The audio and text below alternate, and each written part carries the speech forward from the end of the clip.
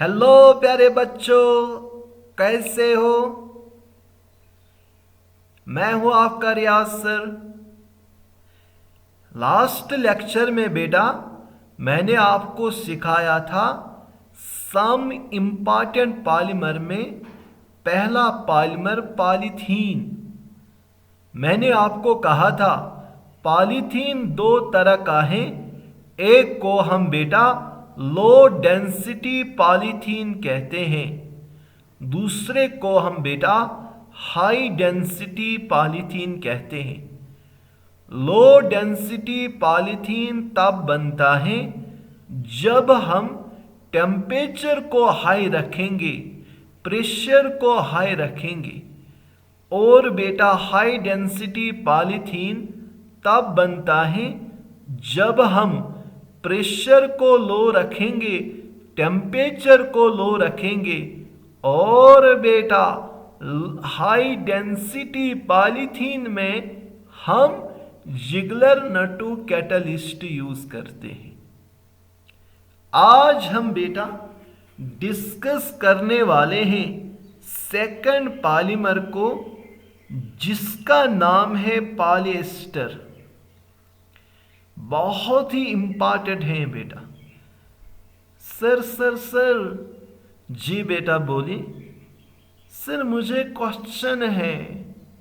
बेटा बोली, in polymer को हम क्यों पॉलिएस्टर्स कहते हैं। बेटा इनको हम इसलिए पॉलिएस्टर्स कहते हैं क्योंकि इनमें एस्टर लिंकेज होती है। सर एस्टर लिंकेज किस लिंकेज को कहते हैं? ओ सी डबल बॉन्ड ओ। यहां पे कुछ जुड़ा होगा, यहां पे कुछ जुड़ा होगा। इस लिंकेज को हम एस्टर लिंकेज कहते हैं। और वो पॉलीमर जिनमें बेटा एस्टर लिंकेज होगा, उन पॉलीमर्स को हम पॉलीएस्टर्स कहते हैं। चलो इसमें हम दो पॉलीमर डिस्कस करेंगे।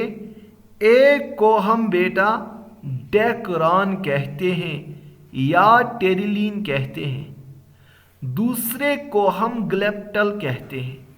ये दो पॉलीमर बेटा हम डिस्कस करेंगे और ये दोनों पॉलीमर आपके बोर्ड के लिए भी इंपॉर्टेंट हैं, नीट जेई के लिए भी इंपॉर्टेंट है। चलो सबसे पहला जो पॉलिएस्टर है, इसमें जो पहला पॉलीमर डेकरान है या टेरिलीन है। ये दो मोनोमर यूनिट का बना होता है। एक को हम इथाइलिन ग्लाइकॉल कहते हैं, दूसरे को हम टेरिप्थैलिक एसिड कहते हैं। इस वाले को हम टेरिप्थैलिक एसिड कहते हैं, इस वाले को हम इथाइलिन ग्लाइकॉल कहते हैं। यहां पे बेटा डबल बॉन्ड है, यहां पे बेटा डबल बॉन्ड है, C double bond O, C double bond O. ठीक है। इन्हीं दो की जब हम रिएक्शन करेंगे और यहां से वाटर मॉलिक्यूल निकालेंगे, जो हमें बेटा पॉलीमर बनेगा, उसी पॉलीमर को हम डेकरान कहते हैं। सर प्लीज सर सर जी बेटा। सर इसकी रिएक्शन किस तरह होगी सर? ये क्या डिफिकल्ट है सर?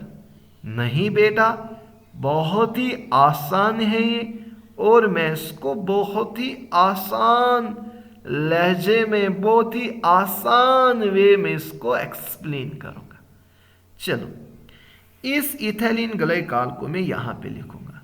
ये CH2 है बेटा, ये CH2 है बेटा, यहां पे OH है, यहां पे OH है। इसको हम इथाइलिन ग्लाइकॉल कहते हैं। या अगर मैं इसको नंबर 1 रखूंगा, इसको नंबर 2 रखूंगा, तब बेटा इसका नाम आएगा 1,2 इथेन 1,2 डायाल, या 1,2 इथेन डायाल भी कहते हैं इसको। इसी की बेटा, अब मैं इसी की रिएक्शन करूंगा इसको टेरिप्थैलिक एसिड से। ये बेंजीन होता है, यहां पे C डबल बॉन्ड O है, ये बेटा OH है, इसी तरह ये C डबल बॉन्ड O है, ये बेटा OH है। अच्छा रियाज सर, इसका मतलब है बीच में बेंजीन है और इस साइड भी COH है और इस साइड भी COH है। जी बेटा, जी बेटा। अब हम बेटा यहां पे क्या करेंगे, इसका OH और इसका H रिमूव हो जाएगा। अगर मैं यहां पे एक और इथाइलिन ग्लाइकॉल लिखूंगा तब इसका OH और इसका H रिमूव हो जाएगा। अगर मैं यहां पे एक और ऐसा ही मॉलिक्यूल लिखूंगा तब इसका OH और इसका H और उसका OH रिमूव होगा। इसका मतलब है बेटा क्या होगा, ये H और ये OH रिमूव हो जाएगा। रिमूव होने के बाद यहां पे ऐसा बनेगा CH2 CH2, ये O रह गया। अब बेटा यहां पे C डबल बॉन्ड O है, फिर इसी तरह बेंजीन है, फिर C डबल बॉन्ड O है। जो यहां पे H है बेटा, ये वाला H, ये वाला H जो है ये भी किसी टेरिप्थैलिक मॉलिक्यूल के OH के साथ रिमूव होगा, क्योंकि ये एक ही नहीं होता है, ये N टाइम्स होते हैं, ये मॉलिक्यूल भी N टाइम्स है। जब ये H भी रिमूव होगा तब यहां पे O आएगा, इसी तरह लिंकेज बनेगी। मैं इसको ऐसे करूंगा। जो इसका बेटा OH है वो किसी इस मॉलिक्यूल के H के साथ रिमूव होगा, तब मैं यहां पे ऐसे लिखूंगा। इसको बेटा मैंने N टाइम्स लिखा, मतलब ये CH2 CH2O, इसी तरह आगे जाके चेन बढ़ जाएगी, इसी तरह ये चेन बढ़ेगी। जो बेटा ये पॉलीमर बना है, इसी पॉलीमर को हम डेकरॉन कहते हैं, इसी पॉलीमर को हम टेरिलीन कहते हैं, या बेटा इसको डेकरान कहते हैं या टेरिलीन कहते हैं। अच्छा सर रियाज सर एक मिनट, मतलब सर जो आपने लास्ट टाइम बोला था कंडेंसेशन पॉलीमर, इसमें भी कंडेंसेशन रिएक्शन हुई है ना? यस बेटा। क्यों कंडेंसेशन रिएक्शन हुई है? क्योंकि इससे वाटर मॉलिक्यूल रिमूव हुआ है, इसलिए ये कंडेंसेशन पॉलीमर है। अच्छा बेटा, इसमें मोनोमर है, एक इथिलीन ग्लाइकॉल, दूसरा है टेरिप्थैलिक एसिड, इसको हम कहते हैं टेरिप्थैलिक एसिड, टेरिप्थैलिक एसिड। ये है बेटा इथिलीन ग्लाइकॉल, इथिलीन ग्लाइकॉल। मुझे बताओ बेटा, क्या ये दोनों सेम है या अलग अलग है? इसलिए जब डिफरेंट होंगे तब हम इसको कोपॉलीमर कहते हैं। जिसमें मोनोमर यूनिट्स डिफरेंट होते हैं उसको हम कोपॉलीमर कहते हैं। अच्छा, यहां पे एक ही स्टेप में रिएक्शन हुई है, इसलिए इस पॉलीमर को हम स्टेप ग्रोथ पॉलीमर भी कहते हैं। इतना क्लियर है? पहले आपको याद रखना है, डेकरान में एक इथिलीन ग्लाइकॉल है मोनोमर, एक है टेरिप्थैलिक एसिड। इथिलीन ग्लाइकॉल में क्या होता है, CH2 CH2 दोनों साइड से OH, इस कार्बन के साथ भी OH, इस कार्बन के साथ भी OH। टेरिप्थैलिक एसिड में क्या है, बेंजीन है, C double bond OH, C double bond OH, इसका OH इसका H, इसका OH दूसरे का H, इसका H दूसरे का OH, ये रिमूव हो जाएंगे और यहां पे हमने एक पॉलीमर बनाया, उसी पॉलीमर को हम डेकरान कहते हैं।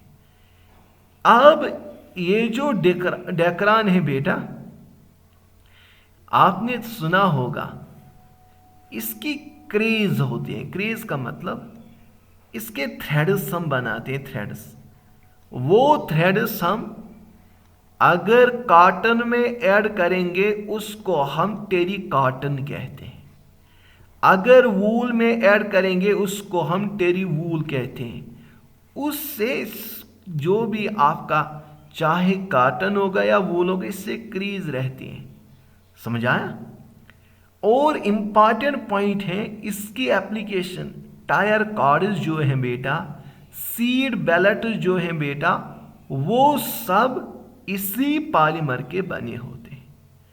एक तो आपको ये रिएक्शन नोट करनी होगी, इसी तरह लिखना होगा, और साथ में इसकी प्रॉपर्टीज लिखनी होगी, और साथ में इसके एप्लीकेशंस लिखने होंगे। अच्छा रियाज सर, ये तो आसान था। चलो बेटा, एक पॉइंट याद रख लेना, ये जो ये रिएक्शन है ये in presence of zinc estate होती है। जिंक एस्टेट होती है। जिंक एस्टेट की प्रेजेंस में और एंटीमनी ट्राइऑक्साइड की प्रेजेंस में ये रिएक्शन होती है। ट्राइऑक्साइड की प्रेजेंस में ये रिएक्शन होती है बेटा।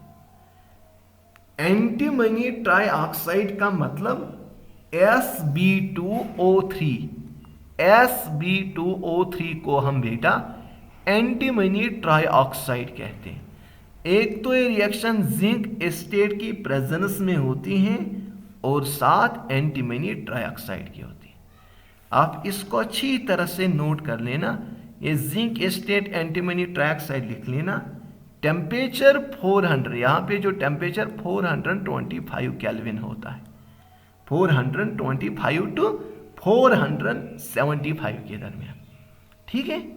उसके बाद इसकी प्रॉपर्टीज और एप्लीकेशन बहुत ही इंपॉर्टेंट है।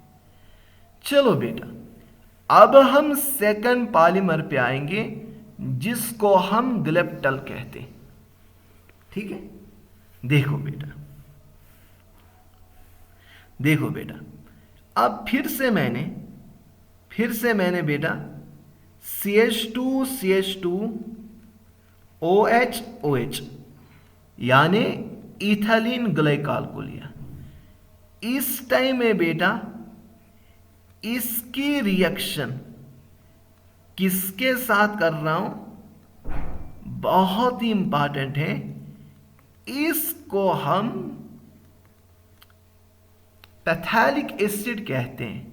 पैथेलिक एसिड कहते हैं या थैलिक भी उसको कुछ प्रोनाउंस करते हैं। इसको हम बेटा पैथेलिक एसिड कहते हैं। अब क्या होगा, इसका H इसका OH रिमूव होगा, इसका H इसका OH रिमूव होगा, इसी तरह इसका OH दूसरे का H रिमूव होगा। बनेगा क्या बेटा, या ऐसे लिख लेना, ये CH2 है, ये CH2 है, ये यहां पे इसका O है, ये वाला O है बेटा, ये वाला, ये O है। फिर ऐसे में बेंजीन बनाऊंगा इस तरह, इसको मैं इस तरह लिखूंगा बेटा, ऐसे ऐसे ऐसे बना दिया। यहां पे क्या है बेटा, इसको मैं ये इसके साथ नहीं जुड़ेगा, ये इसके साथ जुड़ेगा। हाँ, यहां पे क्या है बेटा, C डबल बॉन्ड O, यहां पे क्या है बेटा, C double bond O।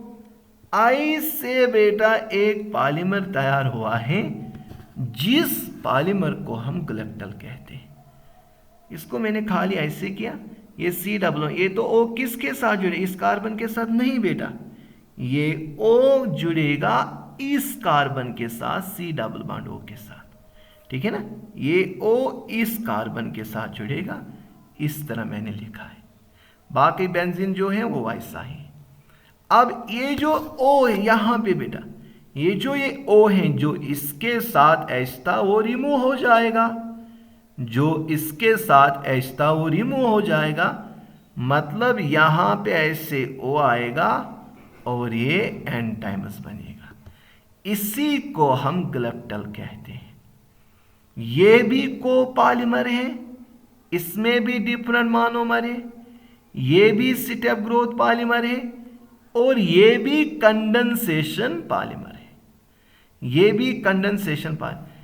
Properties में याद रख लेना, ये ऐसा पॉलीमर है जो हीट करने के बाद सॉफ्ट बनता है और कूल करने के बाद हार्ड बनता है, जिसको हम थर्मोप्लास्टिक कहते हैं।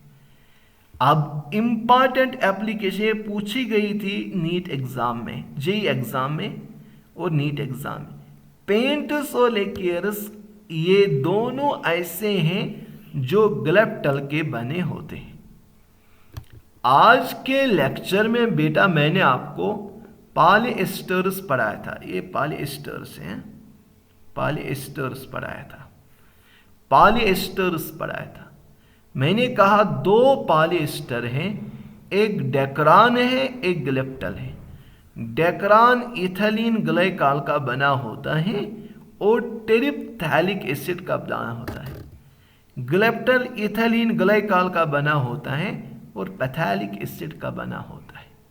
बस बेटा क्या करना है, यहाँ पे रिएक्शन जिंक एस्टेट की प्रेजेंस में करना है और एंटीमनी ट्राइऑक्साइड की प्रेजेंस में करना है। यहाँ पे हम सिंपली रिएक्शन को हीट करते हैं और वाटर बाहर जाएगा। इसका OH इसका H, इसी तरह इसका OH किसी के H के साथ रिमूव होगा और यहाँ पे एक पॉलीमर बनेगा, जिस पॉलीमर को हम ग्लेप्टल कहते हैं। बेटा समझ आया? जी रियाज सर समझ आया। चलो नेक्स्ट लेक्चर में हम पॉलीएमाइड्स पढ़ेंगे और एक दो लेक्चर हैं चैप्टर में। ये चैप्टर बेटा सबसे आसान है। एक चीज आपको याद रखना होगा, मोनोमर्स कौन है और किस तरह इनके दरमियान रिएक्शन होती है। एक दो बार इन वीडियोस को देखो, आप कुछ ही टाइम के बाद इस टॉपिक को पढ़ाओगे। Thank you for cooperation.